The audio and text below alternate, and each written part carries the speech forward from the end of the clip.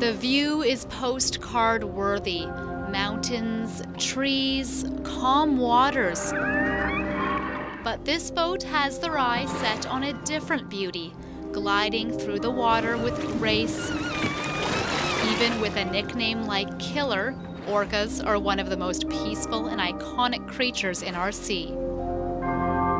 Well, I think they're probably just as intelligent as us, if not more. I think we wouldn't want to admit that, but I think they are quite intelligent. And a lot of people don't realize that they have the same structure in their fin as we do in our arms.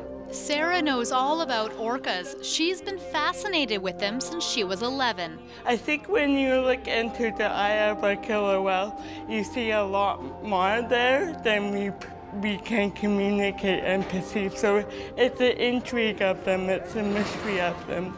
But that mysterious trait has been interrupted. You see, they live in the Strait of Georgia, one of Canada's busiest sea highways.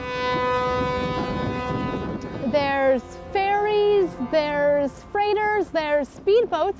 There's just so much boat traffic here in our ocean. And to us, it's loud, but to the whales, it's even louder. And it makes it very difficult for them to communicate, and it's actually putting their lives at risk. So what they're finding is whales need to communicate vocally, not only to each other and communicate to each other, but also to find their food. And what they're doing is they're having to actually yell over top of the boat noise to communicate to each other. So just think how exhausting it would be to constantly having to yell to communicate and get your point across. And Shaw Ocean Discovery Center's Tina Kelly says it's not something to take lightly, especially with less than 90 southern resident killer whales left in our sea. It was only a few decades ago when that number was well over 100. I think the number one thing that people are surprised to find out is the fact that they actually are an endangered group of killer whales, and primarily because of human interactions that are changeable, that there's something to do about them.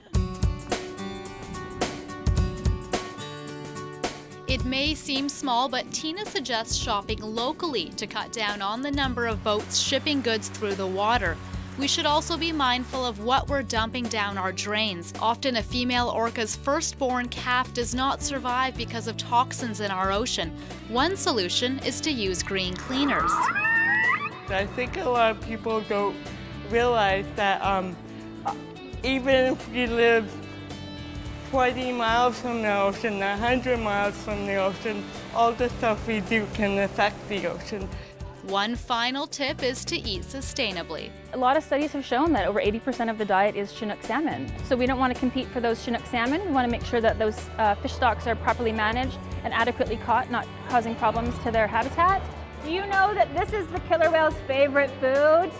Yum, yum, yum. And educating people, especially the next generation, is the best way to bring forth change. I like that one. And find a way to get these mystical creatures off the endangered species list.